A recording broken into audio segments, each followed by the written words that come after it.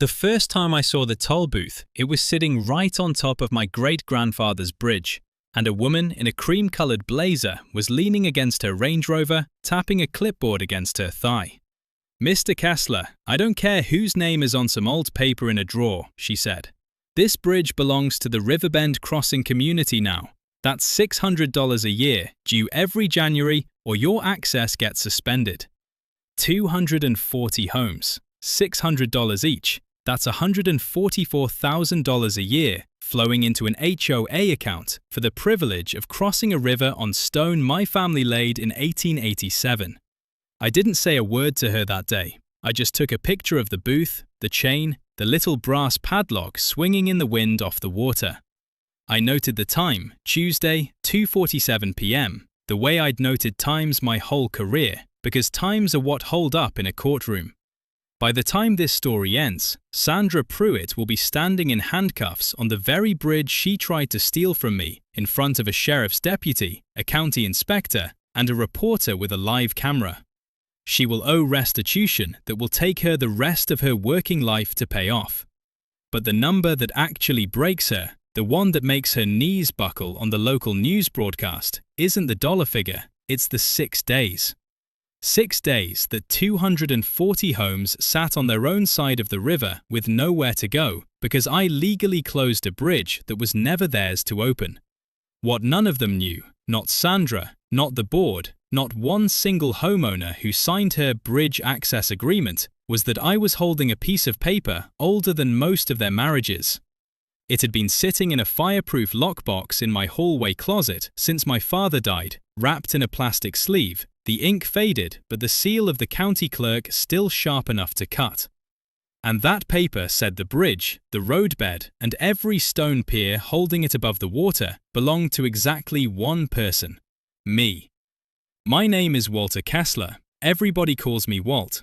I'm 67 years old, and for 31 years I built things for the United States Army Corps of Engineers. Levees in Louisiana, retaining walls in Kentucky, a flood control system outside Sacramento that's still standing after 200-year storms.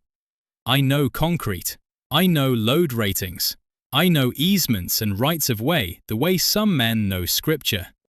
And when I retired, I came home to Millbrook Hollow, to the land my family has owned since before West Virginia was even a state, doing its own thing separate from Virginia. My great-great-grandfather, a stonemason named Elias Kessler, built that bridge with his own hands in 1887. He quarried the limestone himself, hauled it down by mule cart, and set every block dry, no mortar, just weight and geometry, the way the old masons did it when they wanted something to outlive them. It carried wagons, then trucks, then eventually the paved road that became the only way in or out of what's now called Riverbend Crossing. 240 houses built on the far bank starting in the 1990s, back when a developer named Whitmore bought up the old dairy land and started stamping out cul-de-sacs. Elias willed the bridge, the roadbed, and the crossing rights to his son.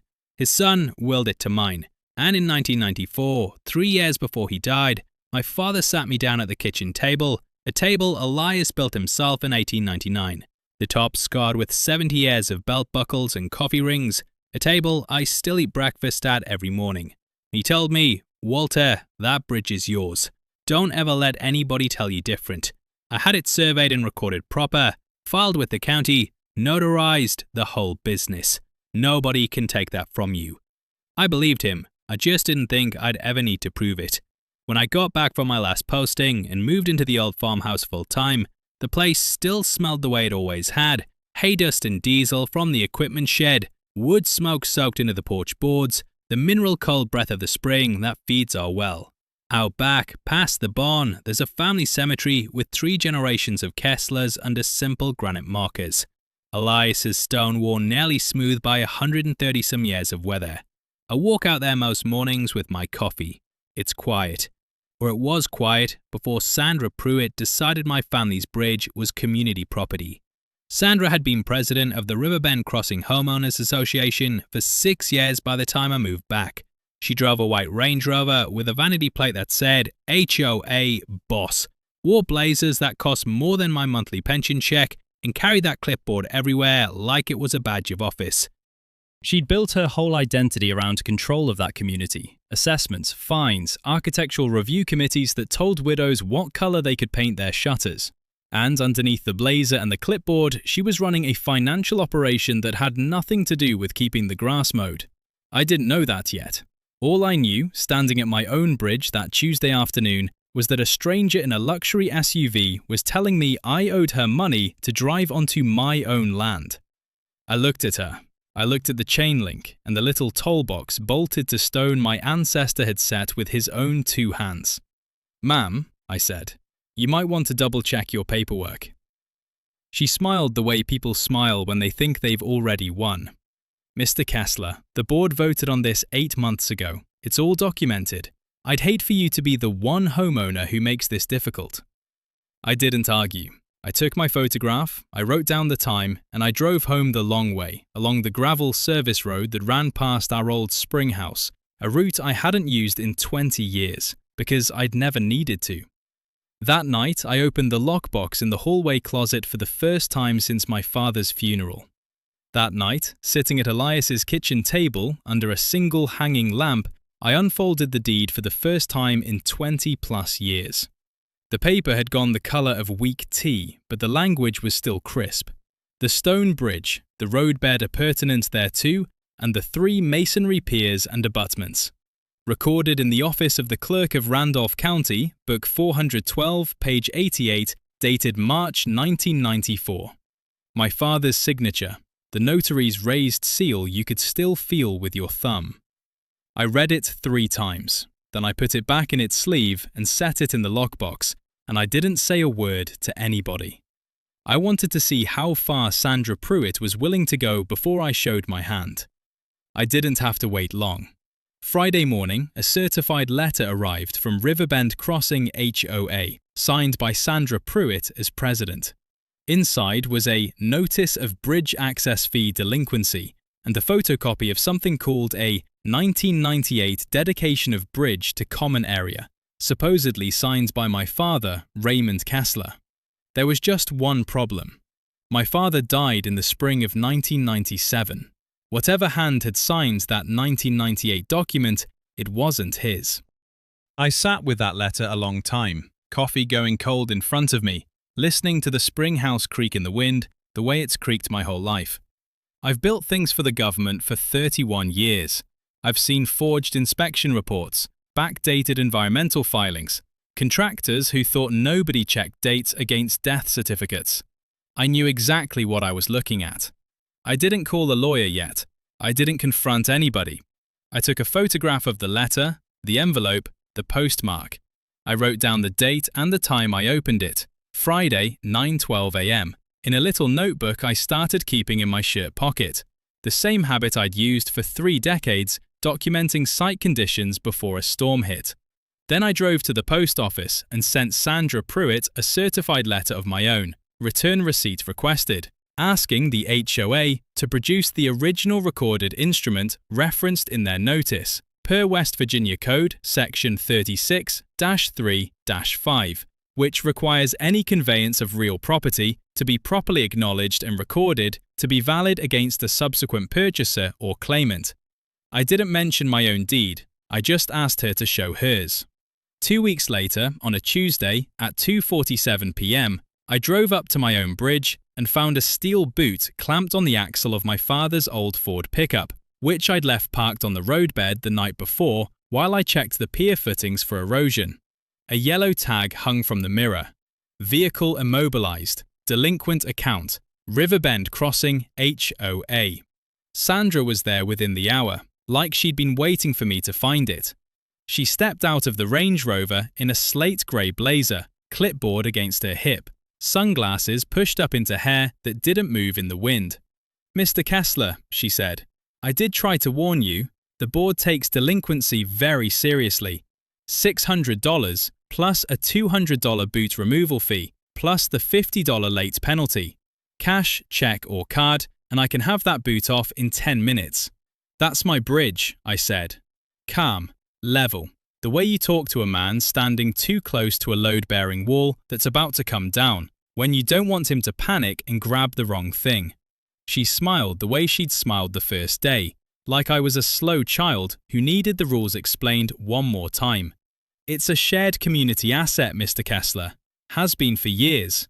I don't know what your father told you, but the board has documentation. So do I said, and left it right there. I paid the fee.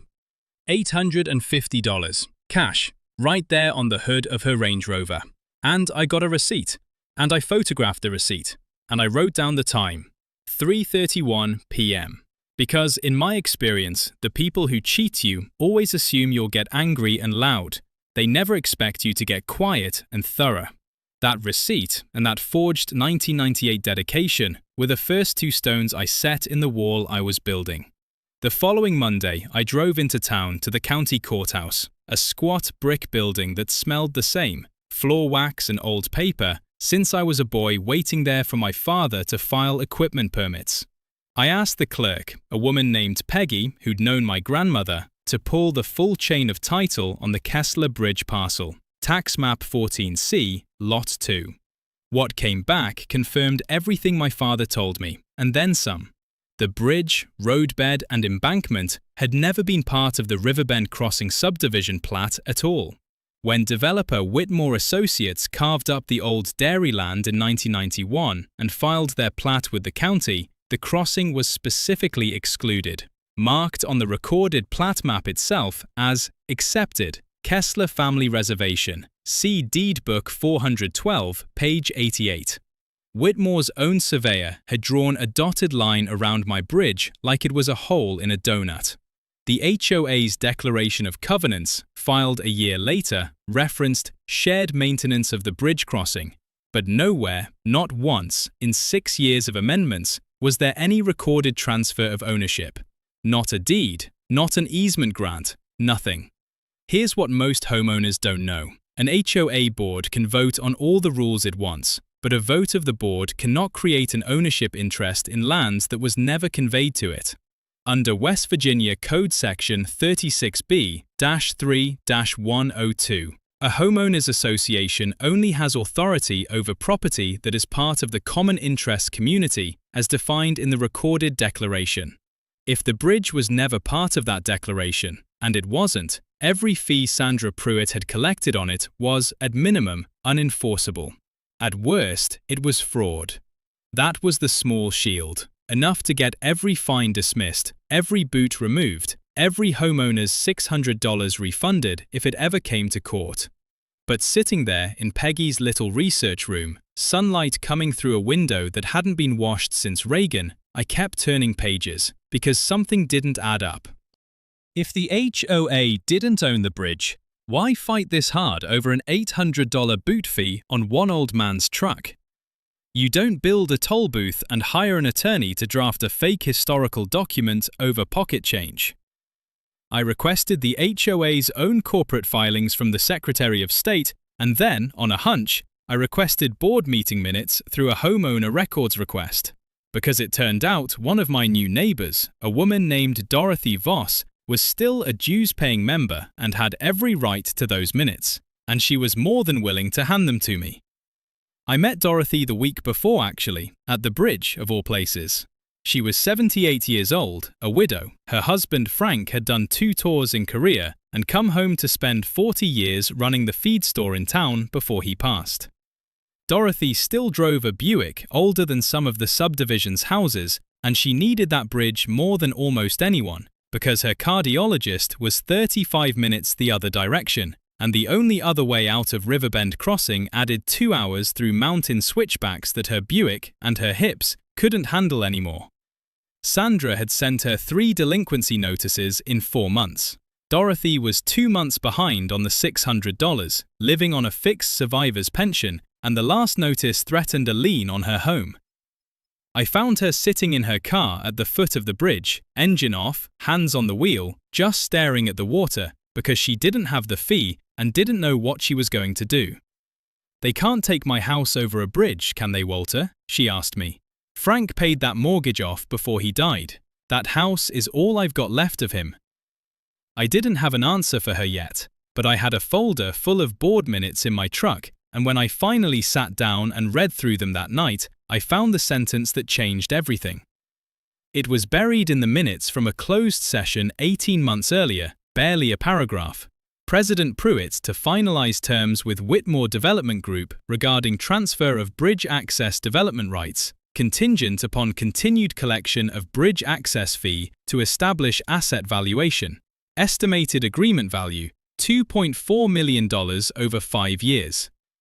I read it twice. Then I set the folder down on Elias's old table, next to the deed, next to the forged dedication, next to Dorothy's delinquency notice, and I sat there a long time, listening to the spring house creak. Sandra Pruitt wasn't collecting $600 a year to mow common grass or fix a guardrail. She was building a fake asset out of 240 homeowners' money, dressing up a bridge she didn't own, to sell development rights to a company that had excluded it from their own plat 30 years earlier, and an old widow was about to lose her house over it. I sat with that number a long time. $2.4 million.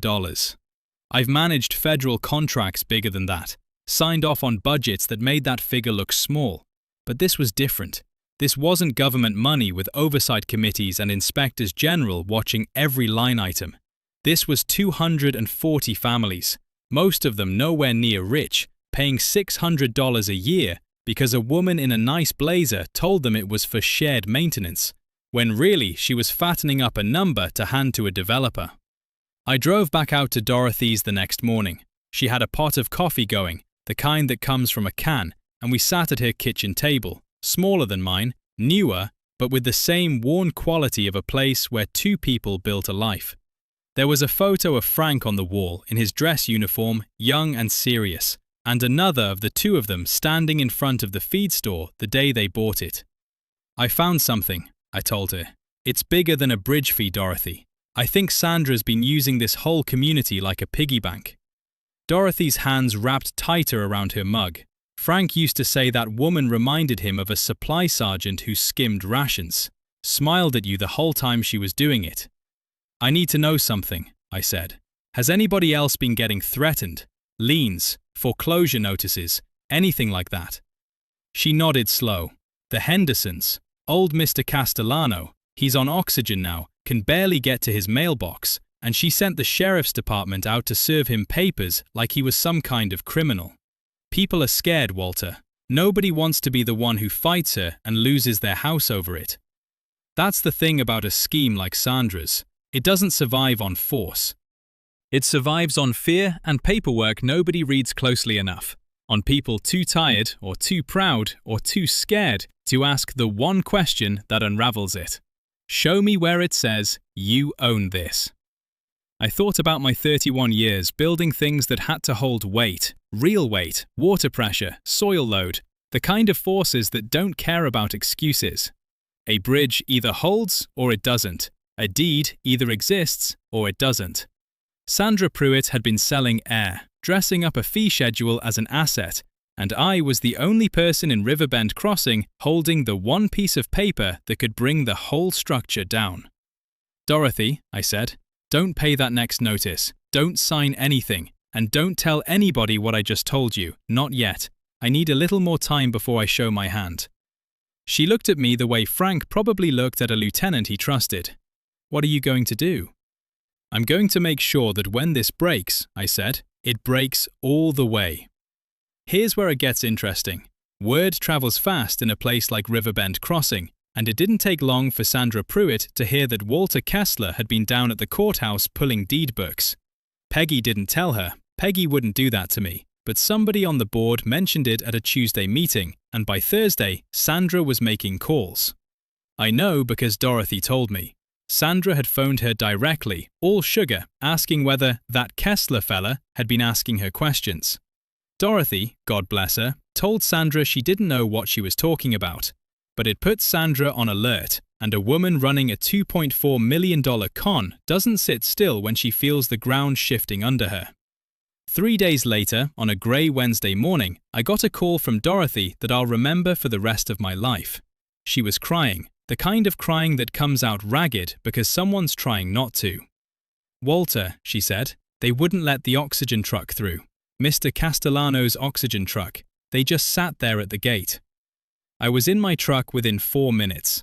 Anthony Castellano was 81 years old, a widower 2 doors down from Dorothy, on home oxygen for late-stage COPD. His supplier ran a delivery every Wednesday, tanks and concentrator supplies, because his home unit alone couldn't keep up on bad air days. That morning, the delivery driver, a kid named Marcus who couldn't have been older than 23, pulled up to the bridge and found the gate down and a hand-lettered sign zip-tied to the chain. No access, delinquent accounts. Sandra was standing right there, arms crossed, clipboard against her chest, and she told Marcus that Riverbend Crossing HOA policy prohibited crossing for any resident more than 60 days behind on assessments, and Mr. Castellano was 63 days behind. I have a trail camera mounted on the old sycamore at the near end of the bridge. I put it up 2 weeks earlier, after the boot incident, because 31 years of documenting site conditions teaches you that if somebody's already lied to you once, you get it on video the next time. That camera caught the whole thing. Timestamp read 10:14 AM. Sandra, in a burgundy blazer this time, standing in front of a delivery van with a hazard light spinning on its roof, physically refusing to move while Marcus argued with her, phone against his ear, calling his dispatcher for instructions. It took 11 minutes.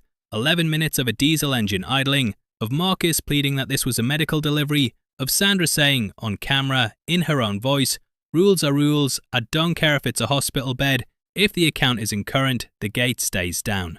Mr. Castellano's daughter finally called 911 herself when her father's home concentrator alarm started going off, and it took an ambulance and a sheriff's deputy showing up before Sandra finally, grudgingly, unhooked the chain. Mr. Castellano was fine, shaken, scared, his oxygen saturation lower than his doctor liked, but fine. It could have gone very differently. Everybody who lived on that side of the river knew it. I sat in my truck that night at the cemetery behind the barn, engine off, window cracked, listening to the spring water running somewhere down the hill. I looked at Eliza's headstone and my father's next to it, and I thought about the fact that I could end this whole thing right now. I could go public with the deed tomorrow morning, close the bridge, and 240 families, most of them decent people who had nothing to do with Sandra's scheme, would wake up stranded on their own side of the river. Kids would miss school, people would miss dialysis, somebody else's oxygen truck might not make it at all, and there'd be nobody standing on the bridge for me to stop. That was the night I came closest to just letting it go. Paying the damn $600, keeping my head down, pretending I hadn't found what I'd found. 31 years in the Corps, I built things to hold weight, not to bring things down on people's heads. I didn't sleep much, but I kept coming back to Marcus's voice on that trail camera footage, thin and scared, saying, "Ma'am, this is a medical emergency," and Sandra's flat answer back. I kept coming back to Dorothy's hands shaking around her coffee mug.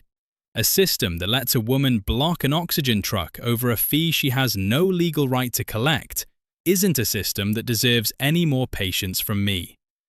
My job, the way I saw it now, wasn't to punish 240 homeowners. It was to force the fraud into daylight without a single one of them getting hurt worse than they already had been. And to do it with paper so clean nobody could ever call it revenge. So the next morning, I called an attorney. Her name was Grace Anwar out of Elkins, a real estate litigator who'd handled 3 prior HOA fraud cases in the state and won every one. I brought her the deed, the forged 1998 dedication, the board minutes with the $2.4 million figure, the trail camera footage of the oxygen truck. She read through it at her desk without saying a word for almost 20 minutes, then looked up at me and said, "Mr. Kessler, you're not just going to win this, you're going to be the reason she goes to prison." Here's what most homeowners don't know. A property owner has the absolute right to control access to their own land, including restricting or closing a private roadway. But they can't do it recklessly or without notice if other parties have relied on that access for years. Under West Virginia Code Section 17-16A-9, governing private road maintenance associations, and under General Common Law notice requirements, Grace told me I needed to give affected parties reasonable advance warning before any closure, 30 days, in writing, to every homeowner, not just the HOA board. That protected me from any claim that I'd acted maliciously or without due process. It also, not incidentally, gave me a legal excuse to make my ownership public well before I actually shut the gate.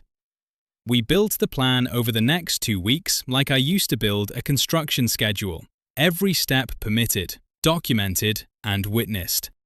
First, I hired Tom Rays, a licensed surveyor out of Buchanan, to restake the bridge parcel boundaries and produce a certified plat matching the 1994 deed.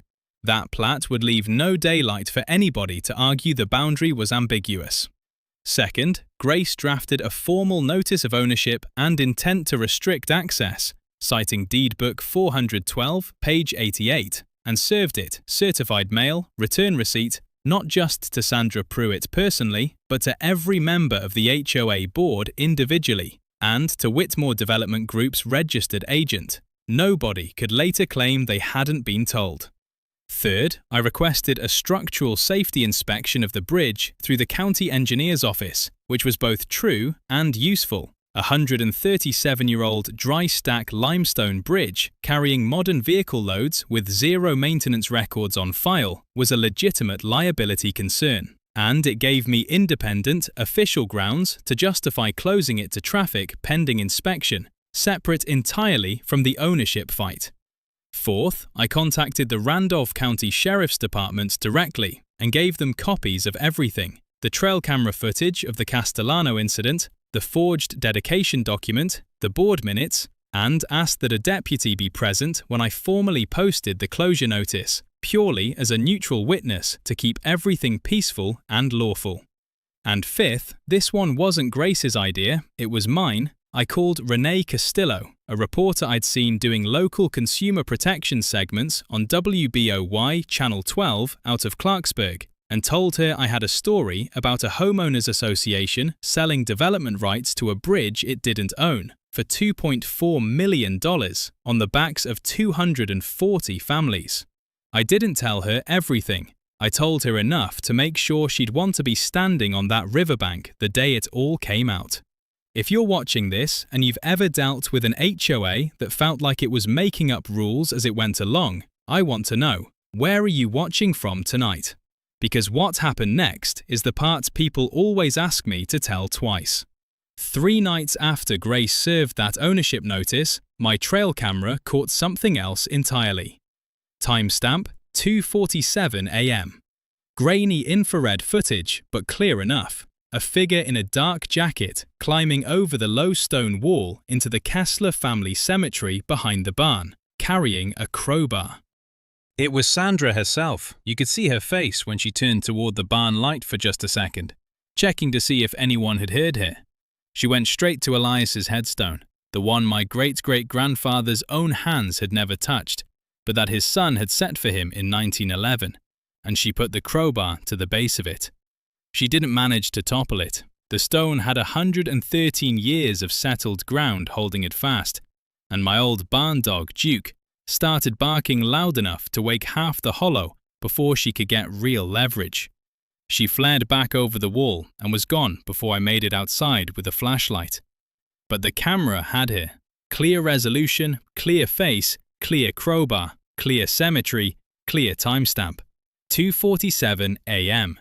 Same numbers as the first day she'd stood at my bridge, demanding $600. Like the universe wanted the symmetry on record.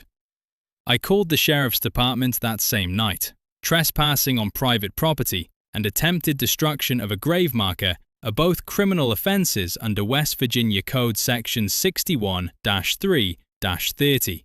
And with a deputy already looped into the bridge investigation, the report went in fast and it went in clean. By sunrise, I had everything Grace said we'd need: the deed, the survey, the forged document, the financial motive, the Castellano footage, and now a felony trespass caught on camera at my family's own cemetery. Every permit was filed, every notice was served, the surveyor's plat was certified, the sheriff's department had a case file open. Renee Castillo had her camera crew on standby. The 30-day notice period would run out in 11 days. And on that day, I intended to walk out to my bridge in front of every witness the law could ask for and close it. The 30-day notice expired on a Thursday, and I chose 2:47 p.m. to walk out to that bridge because by then those numbers had become something like a promise I meant to keep. I wasn't alone. Grace Anwar stood beside me with a folder of certified documents. Tom Reyes, the surveyor, was there with his stamped plat in a weatherproof sleeve. A Randolph County Sheriff's deputy named Ortiz stood near his cruiser, arms crossed, there strictly as a neutral witness at Grace's request. The county engineer's inspector, a young woman named Priya Nair, had her clipboard at, having already flagged the bridge for a structural review the week before. And 40 yards back, Renee Castillo stood with a cameraman, her red light already on. Word had gotten out. Nearly 60 homeowners had gathered on the far bank, some standing on porches with a clear line of sight, some walking down to the water's edge, phones out. Dorothy Voss stood near the front, arms folded tight against the wind, and beside her, in a wheelchair with a portable oxygen tank strapped to the frame, sat Anthony Castellano, breathing slow and even, watching. Sandra Pruitt arrived 11 minutes later in the Range Rover, clipboard already in hand, blazer the colour of a fire engine, like she dressed for a fight. She got about halfway across the bridge before she saw the deputy, the inspector, the reporter, and stopped cold. "What is this?" she said. "Walter, you can't just… This is HOA property. I have every right." "You don't," I said, and I held up the folder. Not raised it like a weapon, just held it where the camera could see it clean. "This is Deed Book 412, page 88, Randolph County Records, filed 1994. It conveys the bridge, the roadbed, and the abutments to my father, and from him to me. Tom here resurveyed it 2 weeks ago. It matches exactly." I nodded to Reyes, who held up his stamped plat. "This is also," I said, "a copy of a document your association mailed to me, dated 1998, purporting to be signed by my father. My father died in April of 1997. He didn't sign anything in 1998, Sandra. Dead men don't sign dedications." I heard it ripple through the crowd on the far bank before I even finished the sentence. That particular quiet that isn't silence. It's 60 people doing math in their heads, about $600 a year, times however many years, times 240 homes. "And this," I said, holding up the third document, "is a page from your own board minutes, 18 months ago, discussing a $2.4 million agreement to sell bridge development rights to Whitmore Development Group, rights to a bridge that was never part of the subdivision plat. Rights you don't own, on an asset you built out of fake fees." Sandra's face had gone the colour of old paper. "That's confidential board business. That minutes book was never supposed to leave." "It's a homeowner record," I said. "Dorothy Voss is a dues-paying member in good standing. She requested it. That's her legal right under the association bylaws you wrote yourself." Behind her, on the far bank, I saw Marcus, the delivery driver, step forward, phone raised, filming. Deputy Ortiz cleared his throat and stepped onto the bridge. "Miss Pruitt, I need you to know there's an active warrant out of this office for your arrest, issued this morning. Trespassing and attempted destruction of a grave marker, code 61330. We've also been in contact with the county prosecutor's office regarding a separate fraud investigation tied to HOA financial records. I want to be honest about what that moment felt like. 31 years I built things meant to hold weight against forces that don't care about excuses, floodwater, soil pressure, time. I expected satisfaction. What I actually felt, watching Sandra's clipboard slip out of her hand and clatter onto stone, Elias Kessler laid 137 years ago, was something quieter, almost sad, like watching a retaining wall finally give way after you'd spent months documenting the cracks nobody else wanted to see. Sandra didn't run. She just stood there, blazer suddenly looking like a costume, while Deputy Ortiz walked her through her rights, right there on the bridge, in full view of the reporter's camera, and 60 of her own homeowners. "You don't understand," she said, to nobody in particular, to all of them at once. "I was going to fix the roads with that money. I was going to." $2.4 million doesn't fix roads, Sandra, I said. It buys a house in Boca Raton. We found that listing too. That got a sound out of the crowd that wasn't quite a laugh, but wasn't far off either. I did close the bridge that day, briefly, formally, exactly as the notice promised, with a temporary barrier and a posted sign citing the pending structural inspection and the ownership dispute now resolved in the county's own records. It stayed closed for 6 hours, long enough for Priya to complete an emergency safety inspection with Tom Reyes's survey in hand. Long enough for the fact of my ownership to be undeniable to every single person watching.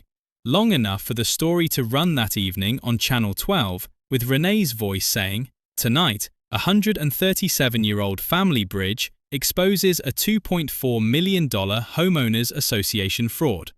Then I reopened it myself, free of charge, permanently, to every homeowner in Riverbend Crossing. Not because I had to. Because Elias didn't build that bridge to keep people out. Sandra Pruitt just made me forget that for a little while. Sandra was charged with 3 counts of fraud under West Virginia Code Section 61-3-24. 1 count of embezzlement of association funds under Section 61-3-20. Forgery of a legal instrument under Section 61-4-5. Trespassing and attempted destruction of a grave marker under Section 61-3-30. And reckless endangerment tied to the Castellano incident.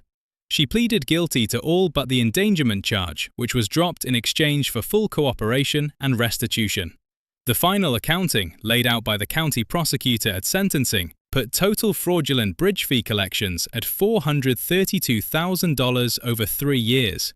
240 homes, $600 a year, minus a handful of homeowners like Dorothy who'd fallen behind.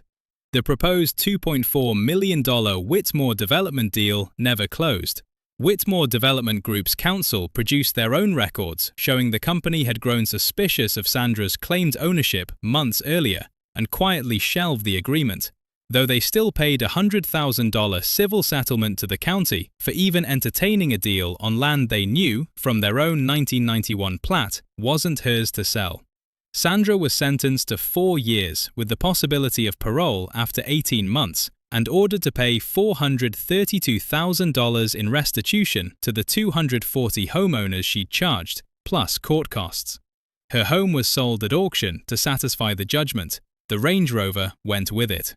2 board members who'd signed off on the forged 1998 dedication without ever asking to see the original claimed they trusted Sandra's paperwork and were never charged criminally. But both resigned in disgrace and were named in a civil suit brought jointly by homeowners, which is still working its way through court as I tell you this.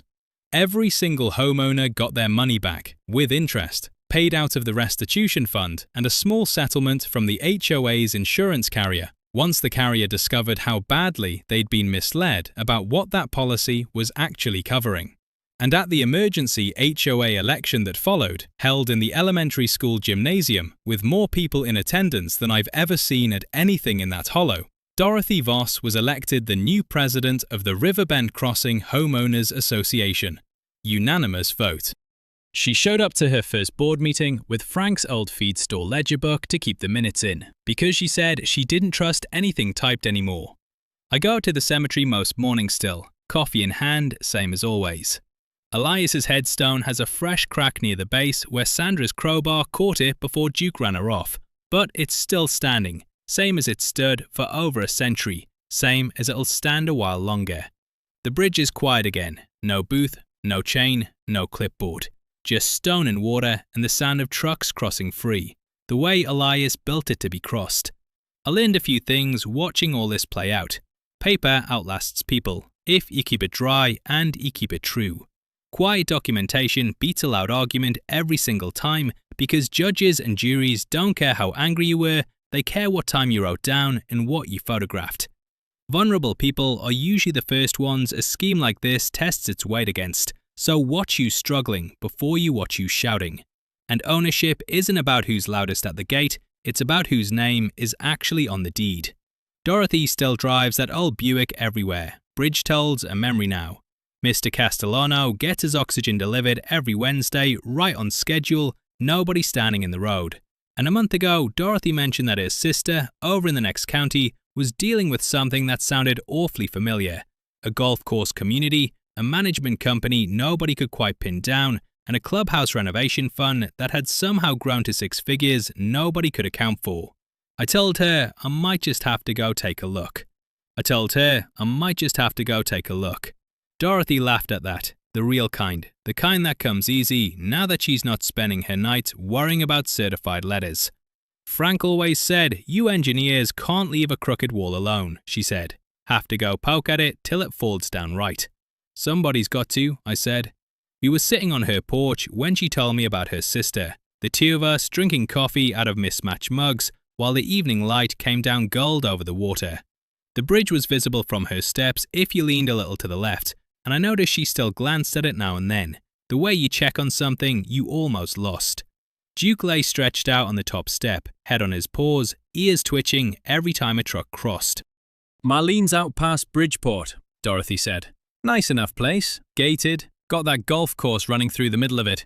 She called me crying last week, said the management company sent a letter saying the clubhouse renovation's going to cost each household an extra $4,000, special assessment, no vote, no explanation. She asked the board president for an itemized budget, and he told her that information was proprietary." Proprietary, I repeated. That's a word people use when they don't want you asking where the money went. That's what I told her. I said, "You call my neighbor Walter." I didn't say much else that evening, just filed it away the way I file everything now. A note in the shirt pocket notebook, a date, a name. Marlene Foster, Bridgeport. Management company called Ridgeline Community Services. I'd look into it properly when the time came. Some things you don't rush. Word of what happened to Sandra traveled well past Riverbend Crossing, faster than I expected. The Charleston Gazette-Mail picked up Renee's story and ran a follow-up 2 weeks later. Headline something about the deed in the drawer that took down a $2 million HOA scheme. I got calls from homeowners in 3 other counties, people who'd read about it and wanted to know how I'd found the deed, how I'd known to check the plat map, whether Grace Anwar took new clients. I gave out her number more times than I can count. She told me later she'd never had a busier autumn in her career, and she didn't sound unhappy about it. At the elementary school gym the night of the election, after Dorothy took her seat as president, old Mr. Castellano wheeled himself up to me with his oxygen tank rattling softly against the chair frame. He gripped my hand harder than I expected from a man his age. "You didn't have to do any of that for me," he said. "You didn't even know me that well yet." "Wasn't really about knowing you," I told him. "Was about a woman standing on my family's bridge deciding your life mattered less than a fee schedule. I couldn't let that stand, whether I knew you or not." He nodded slow, like that answer settled something in him, and rolled back toward his daughter, oxygen hissing quiet and steady, the sound of a man who was going to keep getting his Wednesday delivery for a long while yet. I think about Elias some nights, laying that stone by hand with nothing but mules and stubbornness, never knowing his great-great-grandson would end up defending it in a courtroom instead of a flood. I think he'd have approved of how quiet I kept it, right up until the moment I didn't need to be quiet anymore. He built that bridge to last past his own lifetime. He just never figured somebody in a designer blazer would try to steal it from the family that built it, $600 at a time. The cemetery gate still sticks a little, same as it always has. I oil the hinges every spring. Some repairs are simple, others take a deed, a surveyor, a sheriff's deputy, and a reporter with a camera. Either way, you fix what's yours, and you make sure everybody watching knows exactly whose name is on the paper.